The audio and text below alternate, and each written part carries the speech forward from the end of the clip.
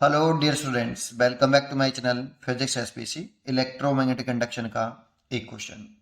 The current I in the coil varies with time as shown the figure.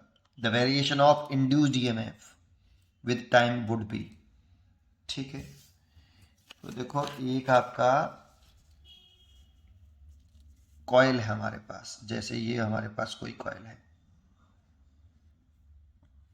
और इसे कोई source लगाया और इसमें जो करंट फ्लो करी आई, उसका ग्राफ दे रखा है ये। ठीक है, तो इसके अक्रॉस जो इंड्यूस्ड ईएमएफ होता है उसका फॉर्मूला होता है माइनस का L D I over D T. और ये माइनस साइन रिप्रेजेंट करता है कि इंड्यूस्ड ईएमएफ उस कॉज का अपोज करेगा जिसकी वजह से वो सेल्फ डेवलप हुआ है।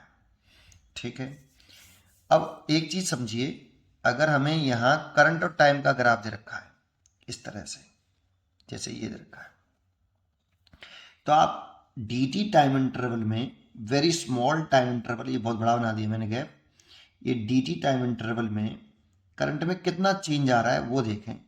तो डी टी टाइम इंटरवल में करंट में चेंज छोटा सा आएगा, very small change in current D I A ऐसे। अब इस वाले पोर्शन का ये इतना बड़ा नहीं होगा, बहुत ही छोटा होगा, एक सिंगल पॉइंट की तरह से। तो इसमें अगर इस वाले पॉइंट का हम टेंजेंट ड्रॉ करके स्लोप निकालें, तो मैंने टेंजेंट ड्रॉ किया तो ये स्लोप हो गया थीटा।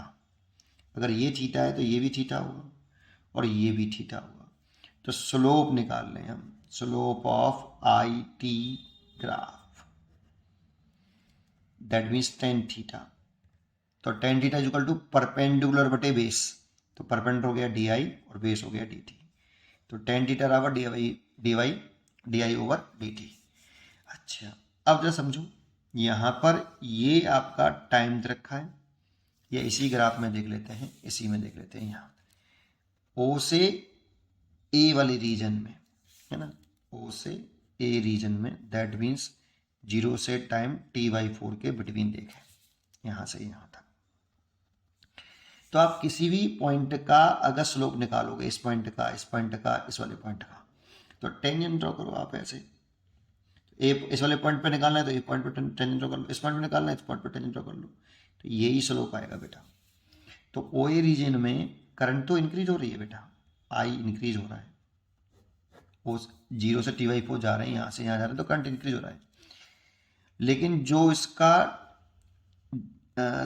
थीटा है, अगर इस रीजन में देखें, जो थीटा है, एक तो वो एक्यूट एंगल है ना, ये थीटा ये वाला, और कांस्टेंट है जीरो से ओ से ए तक का। तो स्लोप देखें tan theta D I over D T, जिसे हमसे बोल रहे हैं टेन थीटा। तो जब थीटा एक्यूट एंगल है और कांस्टेंट है, तो D I over D T positive भी होगा और कांस्टेंट भी होगा। जब थीटा एक्यूट एंगल है इसीलिए टेन थीटा पॉजिटिव आएगा, और कांस्टेंट थीटा इसलिए टेन थीटा की वैल्यू कांस्टेंट आएगी, तो D I over D T की वैल्यू कांस्टेंट होगी। मतलब करंट के चेंज होने की रफ्तार, रेट कांस्टेंट है। करंट कांस्टेंट नहीं है, करंट तो चेंज हो रहा है, करंट के चेंज होने की रेट कांस्टेंट है बेटा, D I over D T constant है। इसीलिए इस रीजन में ई बराबर जो लिखेंगे माइनस का L D I over D T. अब एल तो कांस्टेंट टर्म और D I over D T भी कांस्टेंट टर्म। जब L constant D I over D T constant, तो ई की वैल्यू ये तो पक्का हुई कांस्टेंट आएगी। अब साइन देख लेते हैं, ये पहले से माइनस साइन लग रहा है और ये पॉजिटिव है, तो नेगेटिव पॉजिटिव नेगेटिव ही होता है, तो नेगेटिव इंड्यूस्ड ईएमएफ नेगेटिव होगा और कांस्टेंट होगा इस वाले रीजन में। तो देखो इसमें तो ईएमएफ पॉजिटिव हो गया बेटा, जीरो से टी बाई फोर रीजन में, तो ये तो गलत हो गया। इसमें नेगेटिव है और कांस्टेंट भी है, नेगेटिव भी है, ये पॉजिटिव ईएमएफ हो गया, ये नेगेटिव ईएमएफ हो गया, और कांस्टेंट भी है बेटा, तो इसीलिए बी चॉइस इज करेक्ट। अब इसमें पॉजिटिव दे रखा है, ये अपने आप गलत हो गया, कांस्टेंट भी नहीं है। इसमें नेगेटिव जरूर दे रखा है ईएमएफ, लेकिन कांस्टेंट नहीं है, तो बी चॉइस इज करेक्ट। और पूरा करना चाहो तो पूरा कर लो। ए से बी तक की अगर हम चर्चा कर लें अब ऐसे similarly, A to B, that means T by four से टी तक, टी बाई टू तक, इस वाले रीजन में तो करंट ही कांस्टेंट है बेटा। करंट कांस्टेंट है तो D I over D T he zero होगा, या ऐसा समझ लो एंगल 0 डिग्री है। क्यों कि इस वाले किसी भी एक पॉइंट पर टेंजेंट ड्रॉ करोगे तो टेंजेंट ड्रॉ कर लो ऐसे, तो इसके पैरेलल आ रहा है तो स्लोप जीरो है, तो tan थीटा जीरो होगा, तो जीरो। और वैसे समझो आई अगर कांस्टेंट है तो किसी कांस्टेंट टर्म का डिफरेंस करते तो जीरो होता है। जब di/dt ही जीरो हो गया तो दैट इज ई की वैल्यू जीरो आ जाएगी यहाँ से, इस वाले फॉर्मूले से, इंटू जी एफ से। इसीलिए इस वाले रीजन में जीरो होगा, तो देखो इंटू जी एफ जीरो भी है। और इस रीजन में बी से सी तक की अगर हम चर्चा करें, बी से सी वाली रीजन की चर्चा करें, बी से सी, दैट मीन्स t/2 से 3t/4, इस रीजन की बात करें तो इस वाले रीजन में स्लोप जो होता है वो ऐसे नापते हैं बेटा, एंटी क्लॉकवाइज, ऐसे एक्स एक्सिस से स्ट्रेट लाइन की तरफ एंटी क्लॉकवाइज एंगल लेते हैं हम, तो ये हो गया स्लोप।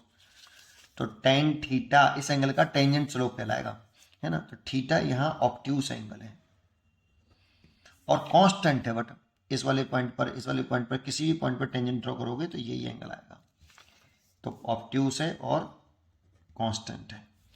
लेकिन इस वाले रीजन में आई डिक्रीज हो रहा है बेटा, कांस्टेंट नहीं है, देखो घट रहा है। बी से सी की तरफ चलेंगे तो करंट डिक्रीज होने लगा, इसलिए जो करंट के घटने की जो रफ्तार है di/dt वो tan थीटा, और थीटा आपका ऑब्ट्यूस है इसलिए ये नेगेटिव आएगा।